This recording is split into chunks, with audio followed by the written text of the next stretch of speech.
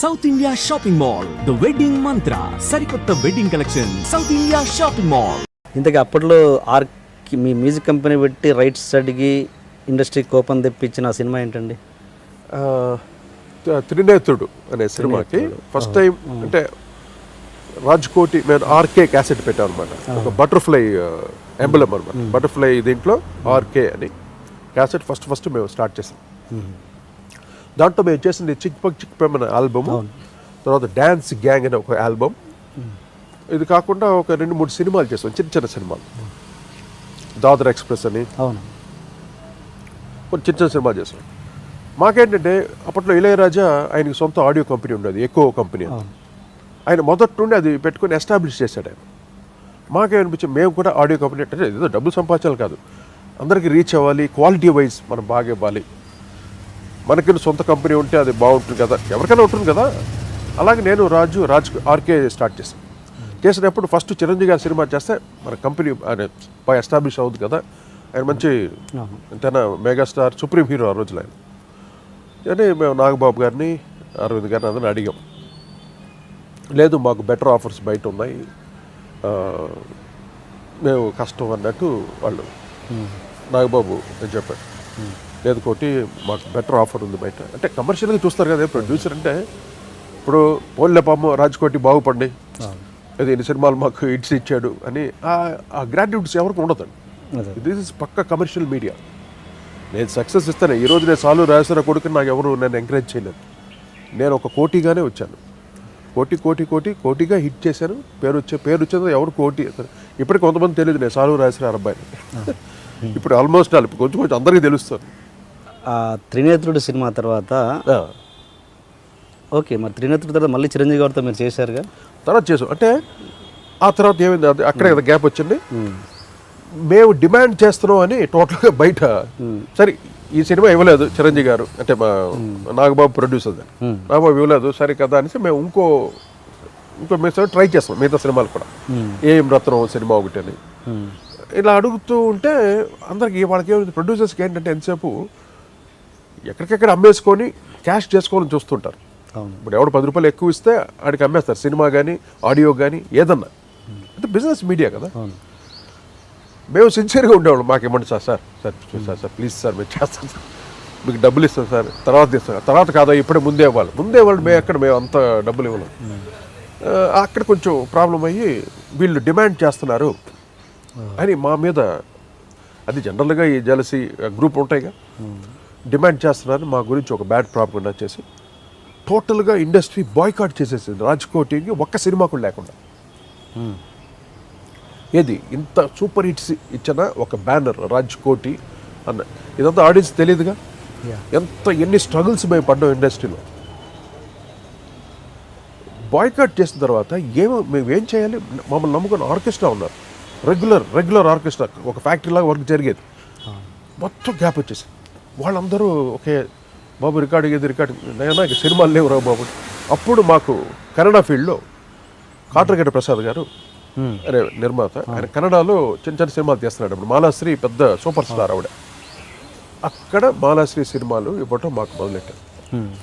ఇప్పుడు కన్నడ ఫీల్డ్లో ఒక 48 సినిమాలు కంటిన్యూస్ హిట్ మూవీస్ ఇచ్చాం. నేను రాజ్ ఇద్దరు కలిసి. తర్వాత మేము విడిపోయిన తర్వాత రాజుగా కొన్ని సినిమాలు చేశాడు, నేను కొన్ని సినిమాలు చేశాను కన్నడ. చేసిన తర్వాత అప్పుడు మేము చిక్ బక్ అనే ఒక ఆల్బమ్ సరదాగా, అప్పుడు మేము చేసిన బాయ్కాట్ చేసిన సినిమాలో ఒక సినిమా మేము చేసిన సత్యమూర్తి గారి డైరెక్షన్లో ఒక సినిమా, ఏది దాదర్ ఎక్స్ప్రెస్ అనే సినిమా. దాంట్లో మాల్గాడి శుభా తోటి ఒక పాట పాడించాం. అమ్మాయి పాప్ కైండ్ ఆఫ్ ఉషా ఉదుపులా ఉంటుంది వాయిస్. అదే రెహమాన్ స్టూడియోలో నేను ఆ వాయిస్ విని, నేను రాజు ఏదో వెరైటీగా ఉంది వాయిస్, దీంతో ఏదైనా ఒక ఫోక్ ఆల్బమ్ చేద్దాం అని ఎప్పటికప్పుడు అనిపించడం అండి. ఇదంతా స్పాంటేనియస్గా అనిపించడం. ఇమీడియట్గా ఒక ఆల్బమ్ చేసాం మాల్గాడి శుభా తోటి. అది సాహితీని ఒక రైటర్ ఉన్నాడు, ఆయన బాగా రీసెర్చ్ చేశాడు. ఇది తెలంగాణ లాంగ్వేజ్ని కంప్లీట్ రూరల్స్కి వెళ్ళి ఆ పదాలన్నింటినీ సేకరించి తను చాలా రీసెర్చ్ చేశాడు. వచ్చి మాతో చెప్పాడు సార్ ఇలాగా.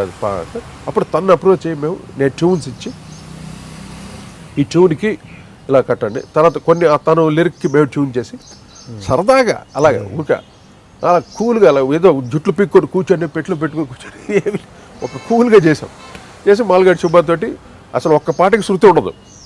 అంటే ఓన్లీ ద కల్చర్ వాయిస్ కల్చరే దాన్ని దృష్టిలో పెట్టుకొని ఇది ట్యూన్ టప టప టప అని మొత్తం రెహమాన్ రికార్డ్ చేసేవాడు ఇంట్లో చిన్న మిక్సర్ ఉండేది వాడికి.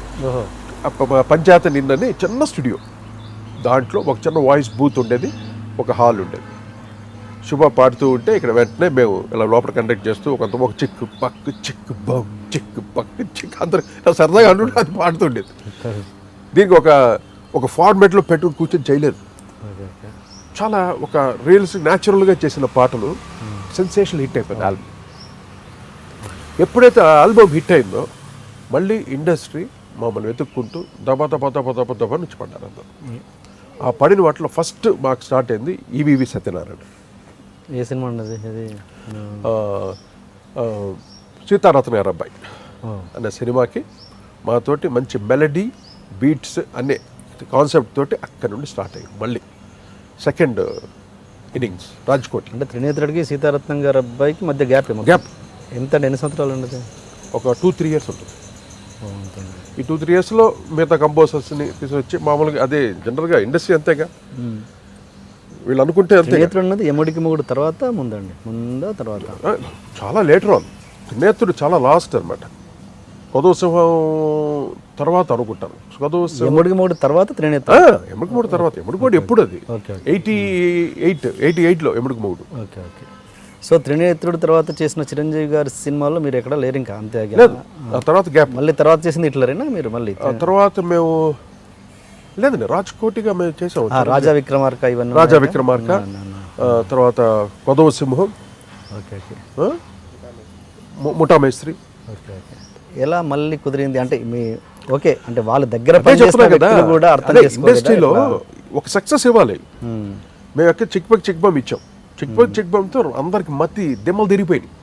ప్రతి ఒక్కళ్ళు ఆ సీడీలు వేసుకుని డ్యాన్సులు చేయడం, అదే పాటలు. ఏ బస్సుల్లో చూసినా ఏ కారులో చూసినా అదే పాట. మాల్గాడి శుభ పాడిన పాటలు. అది అంత సెన్సేషనల్ అయిపోయింది ఆ ఆల్బమ్. అయిన తర్వాత అబ్బా మళ్ళీ రాజ్కోట్కి